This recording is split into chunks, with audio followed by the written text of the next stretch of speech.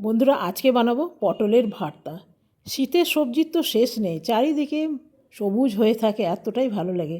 তার মধ্যে পটলগুলো দেখলাম খুব সুন্দর সুন্দর, সেই জন্য বাড়িতে নিয়ে এলাম, বানাবো পটলের ভর্তা। ভর্তা দিয়েও ভাত খেতে বেশ ভালো লাগে। রোজ রোজ একঘেয়েমি যদি শীতকালেও খাওয়া যায় না, ফুলকপি, বাঁধাকপি, গাজর, তখন আবার ভালো লাগতে চায় না। তো সেই ক্ষেত্রে যদি একটু পটল বা ভেন্ডি এনে খাওয়া যায়, তখন দেখবেন বেশ ভালো লাগছে। তো আজকে সেই রকম নিয়ে এলাম পটলগুলো বাজারে দেখে বেশ ভালো লাগলো, ভাবলাম ভর্তা খাওয়া যাবে। তবে গরমের দিনে পটলের স্বাদ আলাদা, আবার শীতকালে পটলের স্বাদ আলাদা। এখানে দিয়ে দিলাম রসুন আর কাঁচা লঙ্কা, কালো জিরে দিয়ে ভালো করে ভেজে নিয়েছি। এরপরে এগুলোকে থেতো করে নেব। সাথে অল্প একটু পটলের তেল বেঁচেছিল, তার মধ্যে একটু পেঁয়াজ আর ধনেপাতা ভেজে নিলাম। এইখানে এবারে থেতো করে নিতে হবে, শিলে বাটলেও চলবে। তবে এমনি যদি একটু হামালদিস্তা থাকে, ছেঁচুনি থাকে, তো এমনি ছেঁচে দিলেই কিন্তু বেশ ভাল লাগে।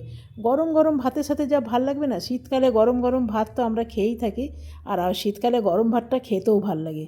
তৈরি হয়ে গেল আমার পটলের ভর্তা। আপনারাও এভাবে বানিয়ে নিতে পারবেন।